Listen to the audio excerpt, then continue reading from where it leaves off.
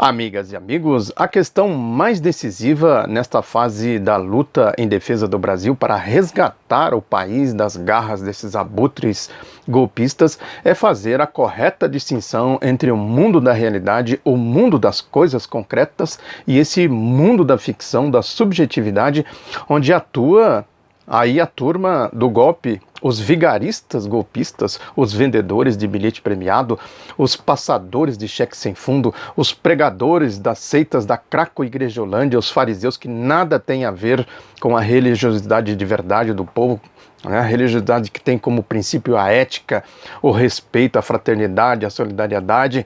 Enfim, esse mundo da ficção onde atuam os vigaristas, o mundo da vigarice. É preciso que a gente olhe sempre para os acontecimentos a partir desta ótica, desta dialética, dessa síntese. Aparentemente parece uma coisa complexa, mas não é. E nesse sentido é necessário que a gente não fique aí se metendo em becos sem saídas, fazendo passeios por becos sem saídas, com essas políticas dogmáticas, estreitas, que na verdade espalha a cisânia, a desunião, procura minar, na verdade, o esforço para se criar uma grande frente de enfrentamento com esta situação golpista. Também aí é uma dialética importante para a gente situar nos marcos corretos o que significa enfrentar o golpe e combater o golpe. Ou seja, aproveitar todos os espaços, as fendas, as brechas, as contradições. Um princípio básico da luta política, explorar as contradições no sentido de somar forças para o lado de cá, participar das eleições, sim, debatendo as questões fundamentais do país, furando o bloqueio midiático do PUM, do Partido Único da Mídia. Eu já falei aqui, comentei em outra ocasião, é a oportunidade que a gente tem para furar este bloqueio. As questões fundamentais do país emergem. Não é à toa que a direita foge da democracia, foge das eleições como o diabo da missa, como o diabo da água benta. Eis aí uma questão fundamental para a gente analisar.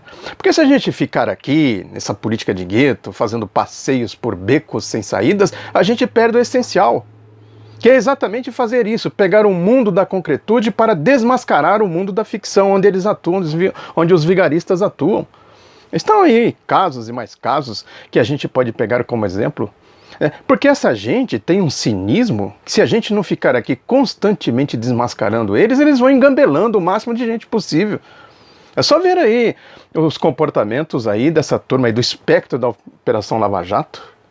Além dos dos boquirrotos da Operação Lava Jato, tem a rataria pretoriana midiática, tem todo mundo, é um espectro. Vejam como a coisa é complexa, e é um jogo sujo. Eles despejam toneladas e mais toneladas de lixo ideológico, lixo da politicagem, em cima disso que eles chamam de lulopetismo, da ideia Lula. Essa que é a questão, tirar este lixo, desmascarar quem está jogando lixo em cima dessa ideia, a ideia Lula. E é isso, se não furar o bloqueio midiático, e o processo eleitoral é fundamental exatamente por isso, não significa que vai se ganhar as eleições, não é essa que é a questão. Pode até ganhar, eventualmente, seria futurismo dizer que não ganharia ou que ganharia, mas a questão não é essa, a questão é a concretude das coisas, enfrentar a realidade com um debate efetivo sobre a situação do país. Se a gente pegar aí, por exemplo, eu li agora há pouco uma entrevista do juiz Sérgio Moro no Jornal do Paraná, Gazeta do Povo, principal jornal do Paraná. Ele se comporta lá como se fosse, como se fosse a divindade enviada do céu, está cumprindo a lei, é o bom moço, o gravata. É isso, agora enfrentar o mérito, o debate, isso que o Lula tem falado, vamos debater o mérito, quero ver vocês debater o mérito. Agora eles ficam, é isso aí, a gente precisa desmascarar esse mundo da ficção. Ele não é bom moço, ele não é correto, ele não é ético. Agora, na entrevista, quem lê a entrevista fala, nossa, esse homem é um santo. Realmente foi Deus quem enviou esta criatura aqui na Terra para salvar a humanidade. Ao mesmo tempo, a gente lê aí, tem aí a coluna da Sônia Raci no Estadão, que diz que ele vai fazer uma palestra no tal do LID, Brazilian Investment Forum, que essa empresa aí desse João Dória, né, fez prefeito aqui de São Paulo, agora é candidato a governador, Sumidouro de Caixa 2. O que essa empresa lide? Reúne, como diz o Ciro Gomes, né, reúne os empresários para fazer piquenique de luxo por aí afora. É dinheiro que circula nisso aí que não acaba mais. É para produzir o quê? O que eles produzem? O que eles fazem concretamente, efetivamente? Essa tal de Lídia é sumidouro de Caixa 2, lavagem de dinheiro, faz contratos fictícios e tudo mais. Não resistiria a uma investigação. Agora vai lá o Sérgio Moro falar. Olha aí o mundo da ficção, o mundo do santo, né? E é interessante também um outro detalhe, como a direita vem explorando essa tragédia. Eles não têm escrúpulos, é isso, é o mundo da ficção, da malandragem, do passador de cheque sem fundo, do vendedor de bilhete premiado, do batedor de carteira que sai gritando, pega ladrão, bate a carteira e sai gritando, pega ladrão. Eles vêm explorando isso, Merval Pereira na coluna do Globo. Cadê o tal do Boulos, Guilherme Boulos, que não foi lá e tal, estava lá em Curitiba defendendo um corrupto. Fernando Henrique Cardoso escreve uma coluna no jornal Estado de São Paulo hoje, também, né, fazendo demagogia. É isso, eles não têm escrúpulos, princípios para explorar uma tragédia como essa que foi o desabamento do prédio em São Paulo. Até isso eles envolvem nessa sujeira. É isso que eu falo, jogam toneladas e toneladas de lixos ideológicos e políticos em cima da ideia Lula, que é democracia, progresso social, desenvolvimento, patriotismo, essas coisas todas que eu tenho falado aqui. O lulopetismo é isso aí. Não é PT, PT, como eles dizem. PT, PT, PT é acrônimo. A metralhadora giratória, PT, PT, PT, PT, PT, PT, PT, PT, PT, PT. Por trás disso, eles estão atirando em tudo que diz respeito ao povo, aos interesses do povo. Aquela história, né, do Raimundo Faoro, eu tenho falado aqui, é sempre importante a gente recorrer aos explicadores do Brasil, né, os donos do poder, né, que ele explica lá a formação do patronato político brasileiro. É exatamente isso. Agora, numa versão moderna, esse patronato político brasileiro atua aí nesse mundo da ficção, do PUM, do Partido Único da Mídia, midiático, né, mediação ideológica, mediação ideológica. Né? Este ministro do STF, Luiz Roberto Barroso, estava lá. É impressionante essa gente, como dá palestra, né, como vende livros, né, participa de congressos de medicina, de fisioterapia, de quiromancia, de vigarice de todo tipo. Né? E a mídia dá destaque para isso. Esse Luiz Roberto Barroso, que foi participar de um evento lá na Inglaterra, um evento promovido por estudantes, essas coisas estranhas, né? Essas ONGs, né? Transparência internacional, direitos humanos, né?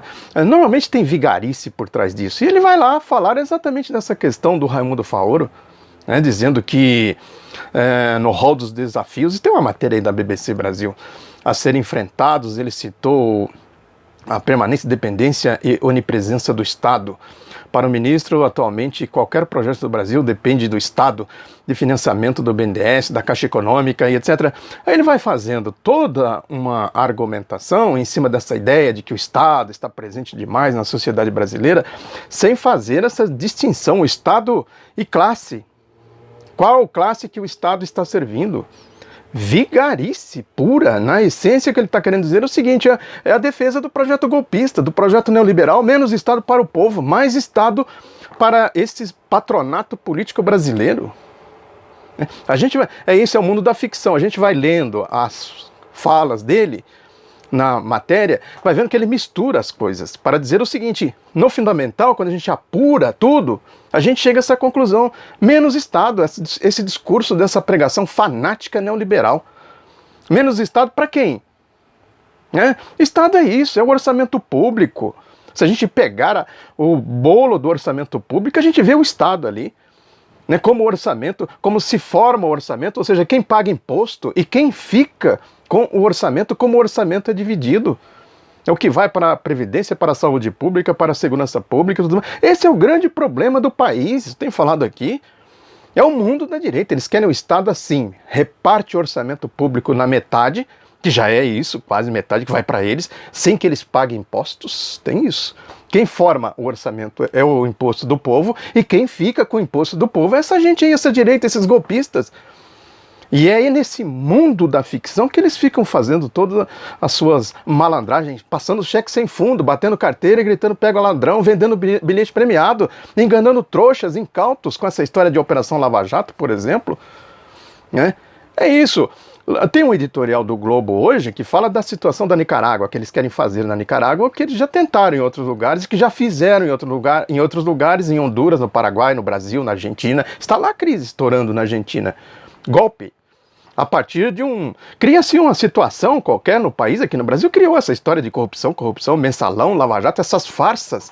Agora na Nicarágua eles estão aproveitando uma manifestação lá sobre reforma da Previdência, importante observar isso, para dizer aqui o editorial dizendo que, além de repressão, crise nicaragüense traz lição de ironia, né, querendo dizer que os protestos lá são justos, e protestaram lá contra a reforma da Previdência, os protestos são justos. Aqui no Brasil não. Aqui é uma grita por essa tal de reforma da Previdência. Veja o que é o cinismo, o oportunismo, o mundo da ficção, né? É a mesma coisa aqui no Brasil, se a gente pegar essa história dos doleiros, eu sempre brinco aqui, né? Não falei. Eu não sou Nostradamus, não tenho vocação nenhuma para mãe de Ná, para pitonisa, nada disso. Mas a gente olha e vê com quem a gente está lidando quando a gente pega um instrumental ideológico para analisar as coisas, a história e tudo mais. Essa história das prisões dos doleiros, eu falei isso, descobriram agora que tem doleiros? E a Operação Banestado, esse tal de Dario Messer, que é o doleiro dos doleiros, eles não sabiam. Eu mencionei tudo aqui ontem, no comentário passado. É como que esse Dario Messer está sempre perto de Sérgio Moro, de Deltan Dallagnol, de Carlos Fernando dos Santos Lima, né, desde a Operação Banestado, etc. Tem aí o Dario Messer, pega ele que vocês descobrem tudo, Caixa 2, evasão de divisas, lavagem de dinheiro, sonegação de impostos e tudo mais. Não, deixa pra lá. Agora pegaram, eu falei, tem malandragem por trás disso. Está aí hoje a revelação disso no jornal O Globo, né, do Lauro Jardim, que ele diz que por uma via inusitada, a Lava Jato, que nunca engrenou em São Paulo, está ganhando velocidade no mais poderoso estado do país. Olha, eu não falei? Falei. Aqui, ó, ele está dizendo aqui o que eu falei. Né? Esta trilha passa pelo Rio de Janeiro e Curitiba. Quem está cuidando de parte das encrencas do PSDB paulista são os ministérios públicos federais das duas cidades, além de Sérgio Moro e Marcelo Bretas. No segundo semestre, a terra começa a tremer. No caso de Bretas, por exemplo, uma parte da delação já homologada de operadores do operador, Adir Assad, passou a integrar a Operação Saqueador, um desdobramento fluminense da Lava Jato. Em sua delação, Assad conta como entregava dinheiro a Paulo Preto, hoje preso, e próximo a José Serra, Aloysio Nunes Ferreira e outros tucanos paulistas. Estas investigações podem dar muita dor de cabeça a Geraldo Alckmin em plena campanha eleitoral. Olha aí a facção do Grupo Globo. Aí apareceram os margaridos. O que eles estão querendo com essas prisões de doleiros? Olha aí, como são uma guerra de facção sem princípios, sem ética. É isso aí, ó. Eles querem saber de Caixa 2, de doleiro. Se quisesse, teriam feito isso lá na Operação Banestado, que mudou de nome tão somente e virou Operação Lava Jato. Né? O Jânio de Freitas também levanta uma questão importante na sua coluna hoje, né, que ele fala dessa questão aí de remessas, de lucros, como a evasão de divisas. Ele recorda aqui, né, que estudos a respeito nos anos 1960, antes e depois do golpe, né, dissecando e confrontando balanços anuais e outros documentos de multis, chegaram a constatação alarmantes. O primeiro desses estudos foram suficientes para inspirar o projeto de lei de remessa de lucros, que acirrou a acusação interna de comunismo e o interesse americano na derrubada do governo. Eu já comentei isso aqui, está aqui na biografia do Pedro Palmar, aqui, ó. Né, como essa questão aconteceu no segundo governo Vargas, logo no começo, quando ele aprovou, né, a lei de remessa de lucros das multinacionais, obrigando as multinacionais a fazer investimentos aqui. Não é só vir aqui arrancar o couro do povo, pegar o dinheiro, o lucro e ir embora. Aí começou a arder o pavio atrás do Vargas, que o levou ao suicídio. Vejam como são interesses poderosos nessas histórias todas, por causa de uma lei que defendia o país, regulamentava a remessa de lucros e obrigava as empresas a fazer investimentos aqui. Aí começou a conspiração contra o Getúlio Vargas. Os latrocidas que chegaram ao golpe de 64, formado pela Escola Superior de Guerra, criada aqui em 1949, né? Aí a gente traz para o concreto essa distorção que há sobre isso que eu falo aqui, o mundo da ficção e o mundo da realidade. Tem um colunista na Folha de São Paulo hoje que tenta traçar um perfil do que é esquerda e direita de maneira reveladora do que é a vigarice, o mundo da vigarice, que ele diz aqui. Eu até esqueci o nome dele, né? Nem anotei aqui. O fundamental, em traços gerais, é isto: a esquerda acredita que as pessoas são mais iguais do que desiguais e por isso defende que a sociedade deve tender para reproduzir esta igualdade. A direita acredita que as pessoas são mais desiguais do que iguais. Uma simplificação idiota, né? Imbecil. Isso aqui cai na boca dos cachorros loucos. Vejam como se formam os cachorros loucos, a ideologia dos cachorros loucos, dos bolsonaristas da vida aí, dos somos todos Sérgio Moro, da bandeira brasileira que jamais será vermelha, nessas idiotices, cretinices, coisa de gente cretina, imbecil. A pessoa precisa ser muito imbecil para jogar uma bandeira nas costas e dizer que a minha bandeira jamais será vermelha. Eu tenho falado isso aqui, não distingue sequer o objetivo de uma bandeira. Cachorro louco. E aí essa gente aperta gatilho, derruba equipamentos no acampamento de solidariedade ao preso político Luiz Inácio Lula da Silva. É essa gente aí, formada aqui, ó, por esse tipo de coisa. Tem um outro colunista que fala do Karl Marx, que fez no dia 5 agora, ontem, 200 anos do seu nascimento, também deturpando tudo isso, propaganda anticomunista, rastaquera, rasteira, sem vergonha. Essa questão da ciência política, da sociologia, da dialética, o sentido de classes e de luta de classes e tudo mais, isso é ciência, requer estudo, e agora eles tratam isso aqui de maneira vulgar exatamente para abastecer os cachorros loucos. É o que faz o Fernando Henrique Cardoso nesse artigo que eu mencionei aqui também, né, que ele diz que o país precisa reformar a máquina pública, pregação neoliberal, reformar a máquina pública. O que dizem a respeito os candidatos? Com que forças sociais, políticas contarão se eleitos? Em uma palavra, com o que eles ou elas, política e socialmente comprometidos, com que força eles ou elas contam, né, com força, quer dizer aqui, com forças socialmente comprometidas, né? O que farão com o Brasil, que afinal é o que conta, com o país e com a sua gente? O que farão? Essa é uma grande pergunta, né? A gente sabe o que farão. Se for de esquerda, povo, democracia, progresso social, patriotismo e tudo mais, inclusão social. Se for de direita, que ele está defendendo aqui, ele não conta a possibilidade, o totalitarismo, né? Não conta com a possibilidade de um projeto de esquerda democrático progressista. É a ditadura do PUM, do pensamento único da mídia, da mediação ideológica. O Brasil precisa de reformas. Quais reformas? Precisa de reformas, realmente. Reformas que insiram o povo cada vez mais na democracia, na dinâmica social, política e econômica do país. Tem outro aqui da laia do Fernando Henrique Cardoso, que é o Mário Vargas Llosa, escritor peruano, foi candidato, era da laia daquela turma que destruiu a América Latina com a roubalheira do projeto neoliberal, privataria, evasão de divisas, caixa 2 e tudo mais. Aquela turma, muitos fugiram dos seus países com malas cheias de dólares, foram se abrigar nas asas do regime norte-americano, fugindo do povo.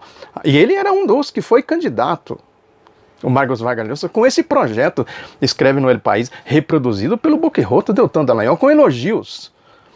Olha aí como é uma laia, né? Que o título dele é o seguinte: Lula atrás das grades. Aí diz: graças à coragem de juízes e promotores, está se perseguindo o grande inimigo latino, a corrupção. Ou seja, é isso que eu falo do batedor de carteira, do vendedor de bilhete premiado, do passador de cheque sem fundo. Mário Vargas Llosa é exatamente isso aí, né? E aí tem a coluna dele, é um delírio, à lá Fernando Henrique Cardoso. O mesmo estilo, vigarista, né? Gente sem nenhuma possibilidade da gente acreditar sequer numa vírgula do que eles falam, do que eles defendem, né? A base da turma dele, conforme eu disse aqui, né, tem uma ideologia, essa ideologia do neoliberalismo, essa ideologia desse mundo da ficção, né, que envolve tudo isso aí que eu acabei de dizer aqui, é o espectro da Operação Lava Jato. Fazer repito, né, essa distinção, essa dialética e compreender a importância de se enfrentar isso, né, aproveitando sobretudo agora, esse é um momento privilegiado para a gente enfrentar isso, que é o debate eleitoral, né, é uma questão fundamental. É a partir daí que a gente traz a concretude das coisas, a realidade do país, para a gente desmascarar esse mundo da ficção, esse mundo da vigarice, esse mundo dos golpistas, esse mundo da direita. É uma tarefa difícil, mas fundamental. Ou a gente vai por aí, ou a gente fica patinando aí nesses guetos, passeando aí por becos sem saídas, com pregações meramente artificiais, que não deixa de ser também, né, uma ficção, o mundo da ficção. Se junta com esse mundo da ficção e, de certa forma, também não deixa de ser uma vigarice. Muito obrigado pela atenção, divulgue Outro Lado da Notícia, um abraço, até a próxima.